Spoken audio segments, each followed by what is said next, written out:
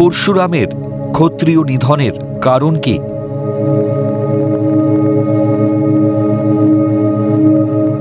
আমরা বিষ্ণুর 10 অবতারের কথা শুনেছি, কিন্তু এই 10 অবতারের কারণ কি? কেন তিনি অবতার রূপে ধরাধামে আসেন? আজ জানব সেই ইতিহাস। যখন পৃথিবীতে অধর্ম, বিশৃঙ্খলা এবং আসরিক শক্তির বৃদ্ধি ঘটে, তখন বিষ্ণু জগতে ধর্ম ও ন্যায় প্রতিষ্ঠা, অধর্মের বিনাশ ও বিশিষ্ট জনেদের রক্ষার জন্য অবতার রূপে অবতীর্ণ হন। বিষ্ণুর অসংখ্য অবতারদের মধ্যে প্রধান হল 10 জন অবতার বা 10 অবতার। এই 10টি অবতারের মধ্যে একটি হল পরশুরাম অবতার। পরশুরাম অবতার হল বিষ্ণুর 6ষ্ঠ অবতার। এখানে বিষ্ণু যোদ্ধারূপ ধারণ করে আবির্ভূত হয়েছিলেন। পুরাণ মতে হৈহেয় রাজ কৃতবীর্যের পুত্র অর্জুন। কৃতবীর্যের পুত্র বলে তার নাম কার্তবীর্য বা কার্তবীর্যার্জুন। কার্তবীর্যার্জুন নর্মদা নদীর তীরে মাহিষ্মতি নগরে রাজত্ব করতেন। ঋষি দত্তাত্রেয়র আশীর্বাদে তিনি যুদ্ধক্ষেত্রে সহস্র বাহু হওয়ার বরলাভ করেন, তাই তার অপর নাম সহস্র বাহু। এই ক্ষত্রিয় রাজা কার্তবীর্য প্রচণ্ড অহংকারী হয়ে প্রজাদের ওপর অত্যাচার শুরু করেন। যমদগ্নি ছিলেন বিখ্যাত ঋষি।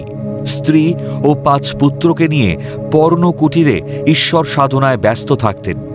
তার এক পুত্র হল পরশুরাম। পরশুরাম কে ছিলেন? পরশুরাম ছিলেন ব্রাহ্মণ ঋষি যমদগ্নি ও ক্ষত্রিয় রাজকুমারী রেণুকার পুত্র। তিনি শিবের পূজা করে তার কাছ থেকে পরশু, কুঠার লাভ করেন এবং যুদ্ধবিদ্যায় পারদর্শী হন। যমদগ্নির আশ্রমে ঈশ্বরের আশীর্বাদপ্রাপ্ত একটি কামধেনু ছিল। মাহিষ্মতি নগরের রাজা কার্তবীর্য ছিলেন খুব শক্তিশালী ও অত্যাচারী রাজা। একবার কার্তবীর্য যমদগ্নির আশ্রমে এসে তার কাছে কামধেনু নামের একটি ঐশ্বরিক গরু দাবি করেন। যমদগ্নি রাজি না হওয়ায় কার্তবীর্য বলপূর্বক সেটি ছিনিয়ে নিয়ে যায়। এই ঘটনার কথা জেনে প্রতিশোধ নিতে পরশুরাম কার্তবীর্যকে হত্যা করেন ও কামধেনু ফিরিয়ে আনেন। এরপর কার্তবীর্যের পুত্ররা পরশুরামের অনুপস্থিতিতে যমদগ্নিকে হত্যা করে। এই ঘটনায় পরশুরাম অত্যন্ত ক্ষুব্ধ হন এবং ক্ষত্রিয়দের ওপর প্রতিশোধ নেবার জন্য প্রতিজ্ঞা করেন যে পৃথিবীকে ক্ষত্রিয় শূন্য করে ছাড়বেন। রামায়ণ ও মহাভারতে বর্ণিত কাহিনী অনুসারে পরশুরাম ক্ষত্রিয়দের হত্যার জন্য পরিচিত ছিলেন এবং এই হত্যার মূল কারণ ছিল তাদের ক্ষমতার অপব্যবহার ও অত্যাচার। তিনি ছিলেন হিন্দু দেবতা বিষ্ণুর 6ষ্ঠ অবতার। পরশুরাম ছিলেন ব্রাহ্মণ, কিন্তু তার পিতা যমদগ্নিকে এক ক্ষত্রিয় রাজা হত্যা করার পর তিনি প্রতিশোধ নেবার জন্য প্রতিজ্ঞা করেন। এই প্রতিজ্ঞা থেকেই তার ক্ষত্রিয় নিধনযজ্ঞ শুরু হয়।